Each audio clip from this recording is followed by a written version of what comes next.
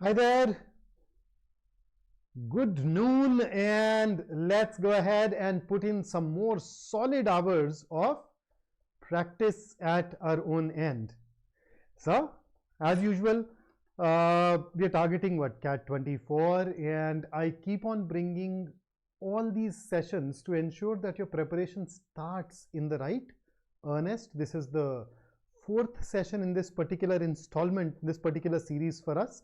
And as you can see, you and I are going to sit down and practice a lot of questions together. We've already practiced close to 50 questions, and we plan to continue that journey today. So, in case you are new to BYJU'S Exam Prep YouTube channel, then I would very strongly recommend that you subscribe, because that allows you to participate in the chat and ask your questions. And apart from that, press the bell icon, because we do bring in a lot of sessions. So if you've not pressed the bell icon, you'd not get the notification and you may miss out on quite a few of the live sessions then. My name is Vikrant. I am your personal coach for all things related to English and communication. And in case you happen to have any doubt, issue, question, concern, anything whatsoever here and there, please feel free to drop it in the chat and I would love to help you. Okay, so and apart from this session, I mean, it's not just about this session.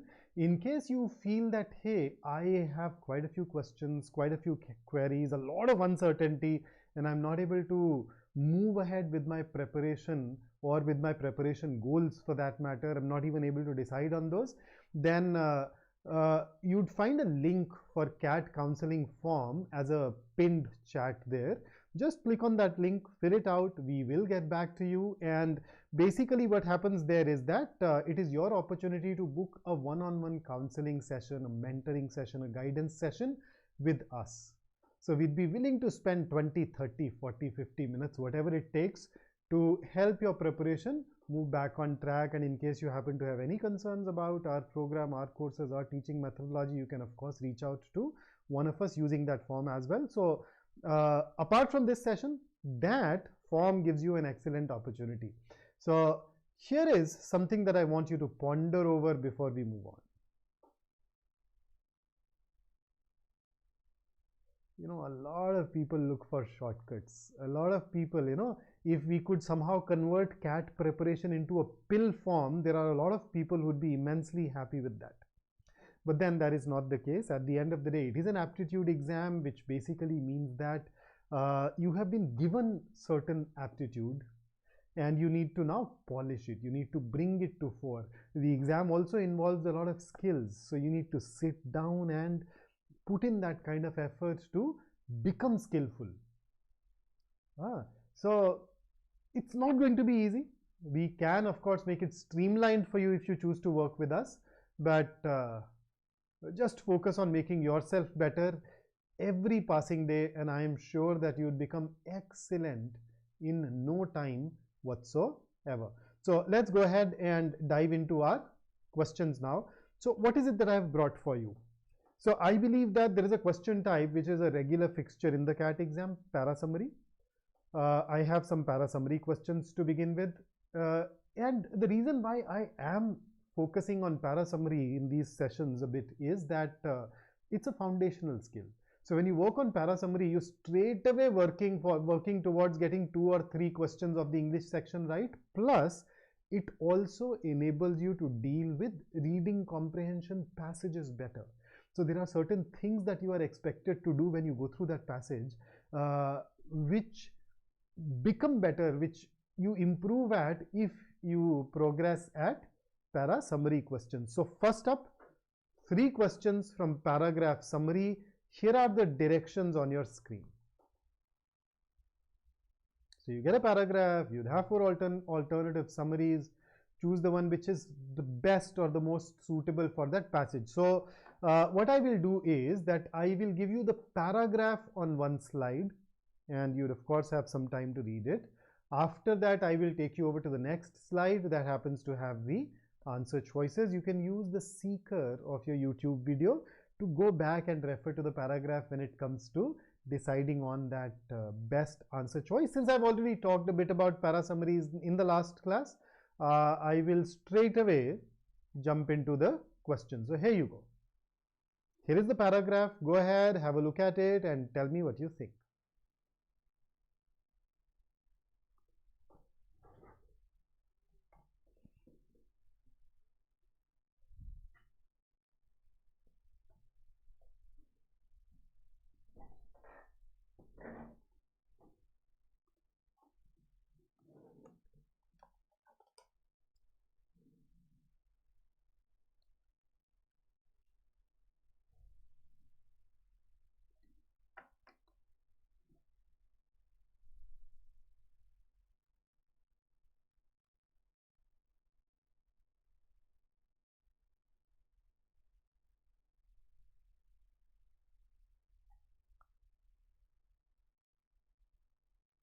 So, in case you have read the paragraph, can I switch you over to the answer choices now? You ready?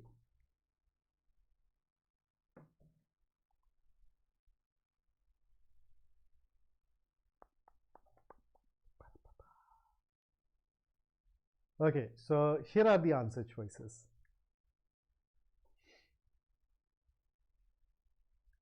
So what do you think is going to be the best one as a summary for the given paragraph?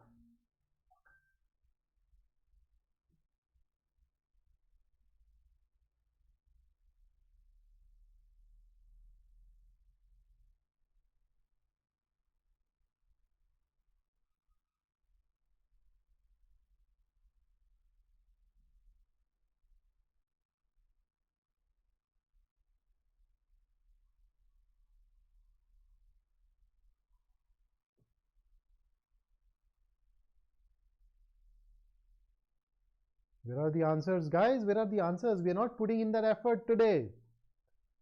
Come on, let's show up. So, in this particular case, if we look at it, so A, scientists are ruminating over the question whether it is possible that other primates also have language and the ability to learn a language due to the discovery of a certain area in their brain that resembles a part of human brain. Okay. By and large, all right, except that it appears to be a little long, but let us go ahead and look at B. Now, the moment you introduce this is one problem. It is an addition. It is not something that has been mentioned anywhere in the paragraph. Moreover, it is not the brain structure which is identical. It is one part which is identical. So there is a distortion as well. Okay, let's dive into C. A new study has confirmed that the brain structure of chimpanzees closely matches that of humans. Once again, the exact same problem that we have seen in B, and that they too can learn a new language. So that same distortion that we saw in B is also in C.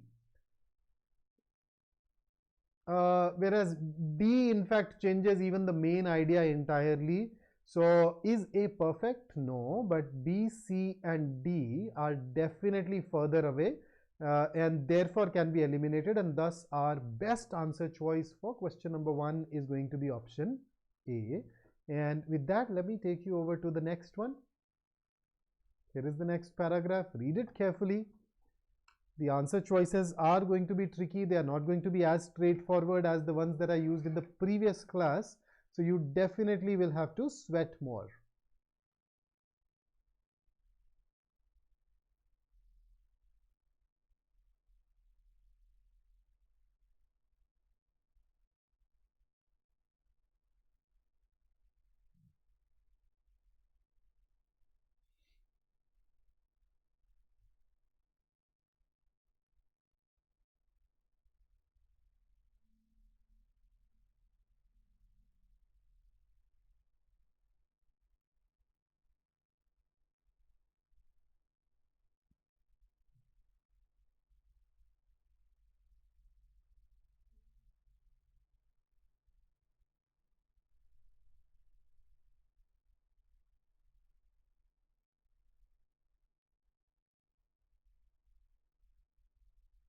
So,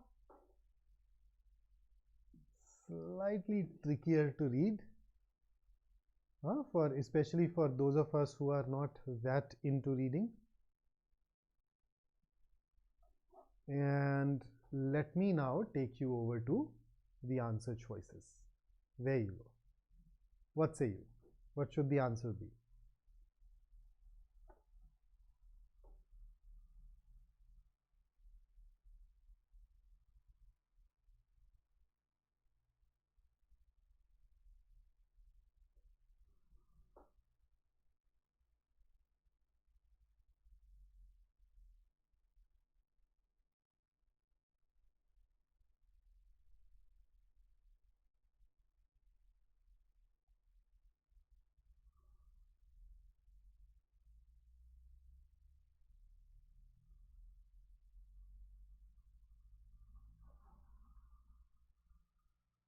Shall we look at it? So, beginning with A, boycott, expel, these are things that are not even mentioned in the paragraph, and because they're not even mentioned, it is safe for us to rule these out, rule this out. I mean, whenever I see an addition, 99% of the cases we will rule it out. Okay, B, family and community bond cannot be assumed without certain religious bonds and practices. So this says that unless you have that religious bond, you cannot have a family bond. That is not what the paragraph talks about. It says that there are families. For those families, religion is important. And if you opt out of that religion, you may struggle. You may realize that this was a deal breaker. But what about those families where you do not have certain adherence to religion? So it's not something that can be termed necessary. When it is there, then it is important. Otherwise, no. C, religion is a communal bond that keeps the families and communities together. Thus, it should be followed unquestionably by people. Where would we get this? Addition. D, peer pressure and familiar pressure. Okay.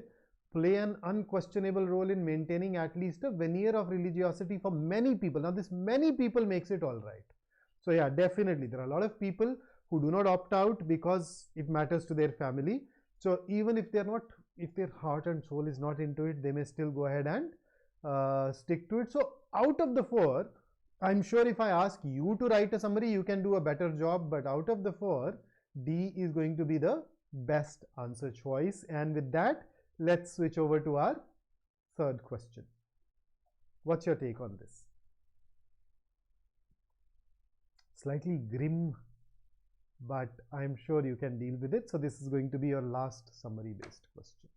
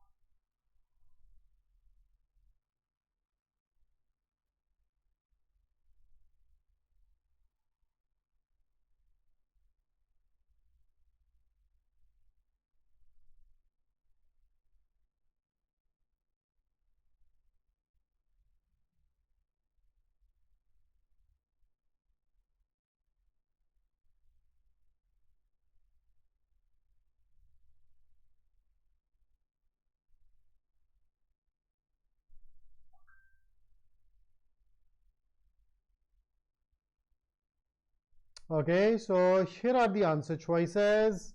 Tell me what you think is going to be the best one.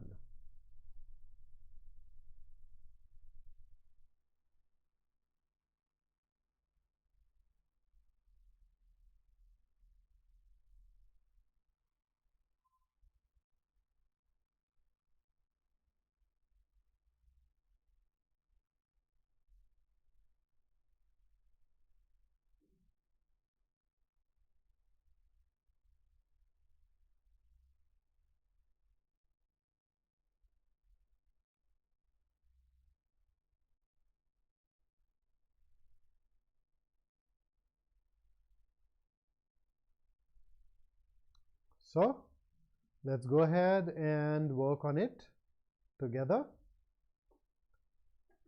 Now, if I look at, okay, Apurva, the volume is low. Let me just go ahead and check it once. Hello, hello, okay. Let me just check the device.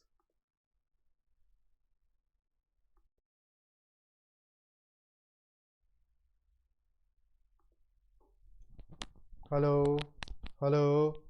You are right. My bar is not moving as high as it usually does. I'm not too sure why that's happening today, but I can just, hello, I can switch over to a different mic. Let me just try doing that once. Hello, hello. No, this is also, this will not work. Hello, hello. Okay, this will increase the volume from my end, but it may also capture a little bit of ambient sounds. So please don't mind it if the voice quality drops a little, but at least you'd be able to hear me clearly. Hi KKF, what's up? So let's dive into the questions then, the options then. So option A, extensive archaeological rescue research, especially in central Moravia, has considerably extended the amount of knowledge on Neolithic burial rites. This is correct, but then I can say that this answer choice happens to be incomplete. It suffers from what we call deletion. It talks about the first half of the paragraph, but it does not capture the second half. Then B, archaeological discoveries made at Moravian settlement agglomerations, especially in central Moravia, have considerably extended the amount of knowledge on children burial rites, though the number of findings from each culture period varies. Now the first half of B gives you everything that A offers, but the second half, the part after, though, captures the second half in a very pithy, succinct, concise manner. So this is better. This looks very promising. Let's look at C.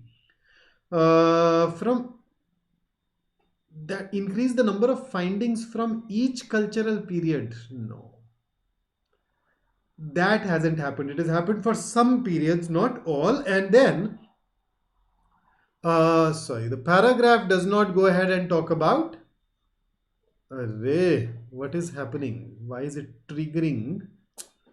Damn, hang on, let me just give my pen some time to breathe. Okay, so renewed is an addition, so can be ruled out. So C, option B is still better.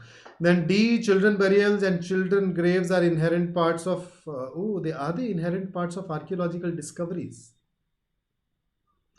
which exhibit different findings from, and then once again, they're not recent. So B still stands, and therefore that is going to be the best answer choice. KKF, ZAT VLR has always been tough. It has never been easy. This is typically the toughest English that we see in B school exams, primarily because the answer choices are so very ambiguous. But that said, I say if I look back at the entire exam, I'd say that there were around 4 to 5 questions in RC that were easy. There was one grammar that was easy, one para jumble that was easy. I think a couple of CR questions were also eminently doable. So on the whole, I think if you were to spread it out, yeah, I would expect everybody to at least get around 6 questions right for sure. 6-7 questions right for sure. Although selecting those questions was a little demanding, but then it's over. We'd go ahead, we'd sit down, we'd discuss it someday. Smriti, absolutely. I can do one better. We will definitely start our Maharashtra CET series real soon. And not only that, we have actually launched a dedicated Maharashtra CET batch. There are a lot of lectures that you get. So there are some live lectures that we took for exams like SNAP and NMAT, which are relevant for Maharashtra CET. So we'd give you those live lectures as recordings, around 50-55 of those. And then there are certain areas, certain topics which are unique to Maharashtra CET, or they require a specific Maharashtra CET specific approach. So we'd have almost 50-55 live sessions plus 230 recorded sessions, around 3,500 practice questions. So this is entire batch that we have launched. I am not 100% sure of the price, but I think it should be in the vicinity of 5,500, 6,000. So if you are looking for dedicated preparation for Maharashtra CT, nothing can be better than that. And if you are unsure about joining the batch, or you are not very sure of how to proceed with your preparation and you want to talk to us, we've shared the link for a counseling doc. You'd find it as a pinned comment. You can use it, and we'd get back to you. We can sit down together for 20, 30, 40, 50 minutes and take care of your concerns and guide you forward. Okay. KKF, the whole paper, I don't know. I found, okay, if I were to compare, I found decision making a little bit easier. I found VALR marginally tougher. Maybe, one or two extra, there should be a drop of one or two questions there. Quant, I don't know. And I think Saral and GB were talking about it yesterday. So maybe I think their assessment was along these lines, but I'm not able to recall it. At a really long day yesterday. Okay, so with that, now let me take you through a question type that we normally do not practice much. This question type is fill in the blanks. So there's a sentence. The sentence has two blanks. You're supposed to choose the appropriate words for those blanks. Now, why am I giving it to you? This, in a way, this is a comprehension adjacent question. When you look at fill in the blanks, it forces your brain to think in a slightly different way, which allows you to bring in your comprehension, your logic, your vocabulary, all of them together. Although CAT will not test you directly on it, but all the other exams do. In fact, even the ZAT paper that we had yesterday had a couple of fill in the blank questions. So let's go ahead and let me introduce you to this question type. And because I'm just introducing you, I'll keep things relatively simpler. So here is a question for you. What do you think is going to be the best option for these two blanks? Go ahead, take 30 odd seconds and tell me. So Smriti, we will bring in a dedicated Maharashtra CET series soon as well.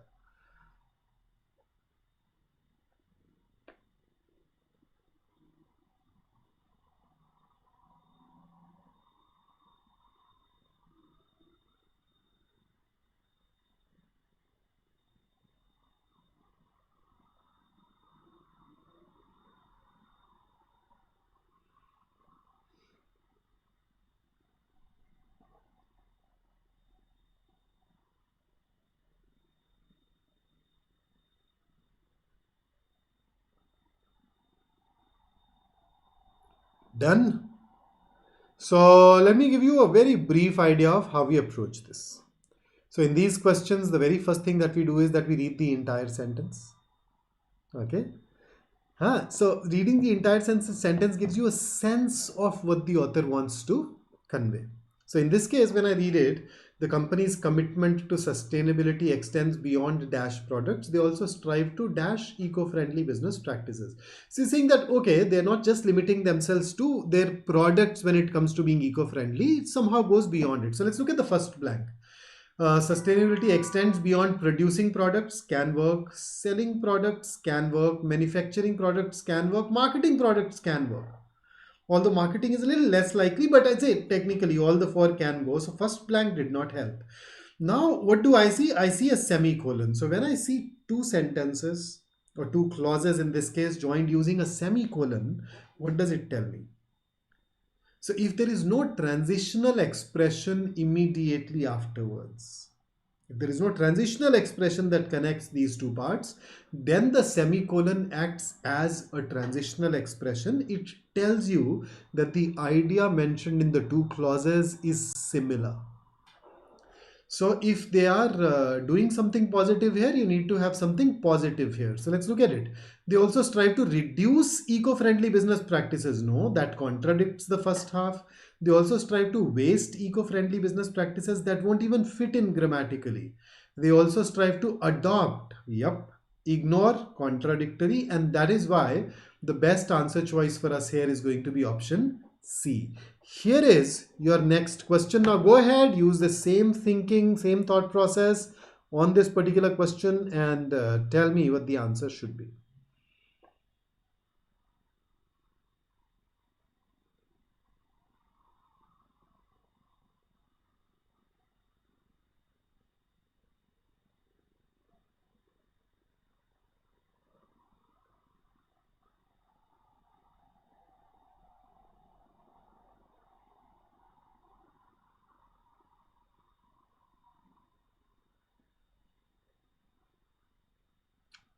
So Ayush, that's your answer to the fifth one or the fourth one?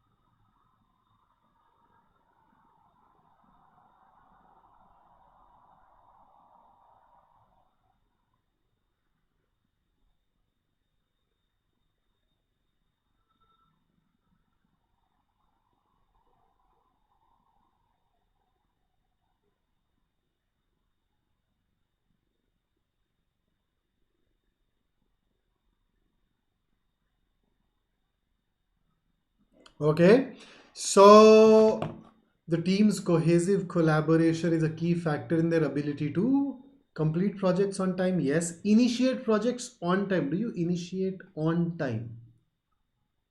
You can do it in time, before time. So initiate will not dramatically be correct here. But the moment I look at postpone, it gives me the contradictory idea, can be eliminated. Deliver projects on time, that can work. So if I go look at the first blank, I am able to eliminate options B and C. And between A and D, let's focus on the second blank now. To complete projects on time and increase client satisfaction, yes, that works. And joins to similar ideas. Ruin client satisfaction. If you are delivering projects on time, why would you ruin it? So that will not work, and that is why our answer here must be option A. And with that, let me take you over to your next question. Here it is on your screen, question number 6.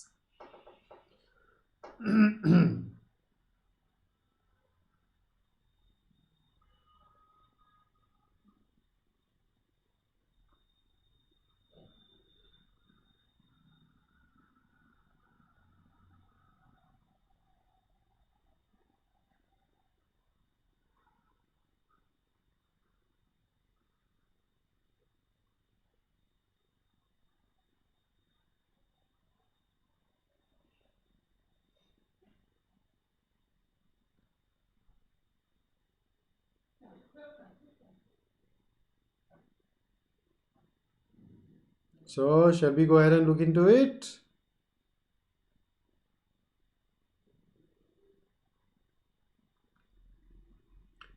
So sixth, guys, sixth. Ayush, Apurva, KKF, what do you think? What should the answer for sixth be?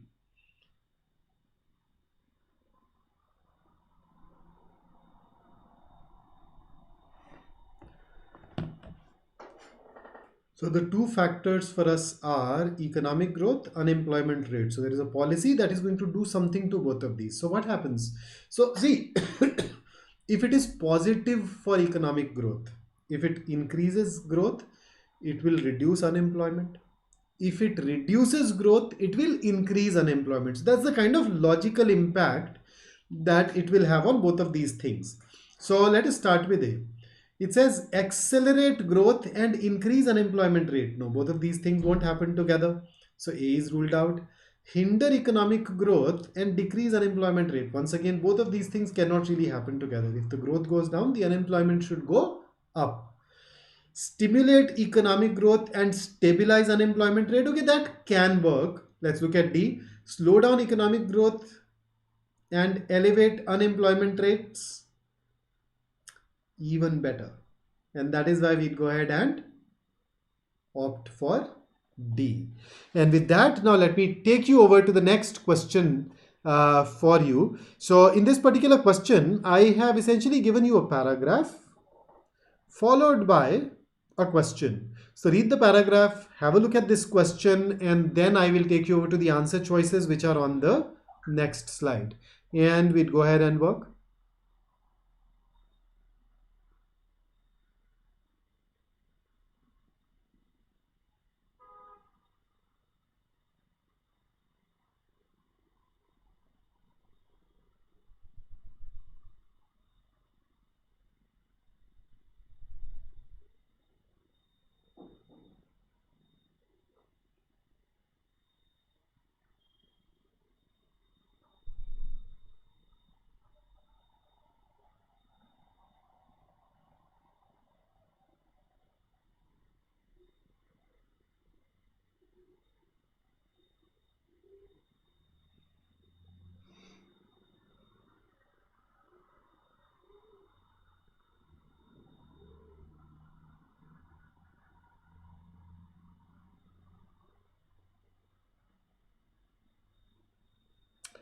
So what does the question ask us? Which of the following conclusions can be drawn? And here are your options.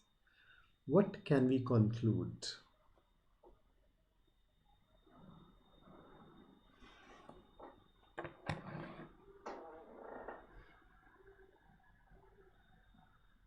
So if you look at option A and go to the paragraph, you'd realize that it cannot be determined. Once again, B is also cannot be determined. No, data insufficient, we don't have enough knowledge. But C can be inferred from the last couple of lines of the paragraph. So this is true. Whereas D is once again can't say, cannot be determined, data insufficient, right? So therefore the only one that we can conclude with any certainty is option C, and therefore in this particular question we should go ahead and mark C as our answer without any hesitation. Right? So guys, that's what I brought for you today. So that's it from me. And once again, if you need to reach out to us, if you want to talk to one of us one-on-one in particular, don't forget to fill that Google Doc, which helps you get this unparalleled advice and mentoring one-on-one for your specific questions and concerns. You can also experience the program by unlocking a free trial, and we realize that we offer one of the most comprehensive programs that is there. And it has produced stellar results in the past. Very soon this will be updated with our 23 results as well, which are even better, in some cases better than we expected. So that's it from me today. I look forward to meeting you guys in the next class together. Until then, stay safe, stay focused, stay in touch. If you liked working with me, don't forget to like the video, and I'll see you soon in the next one. Take care.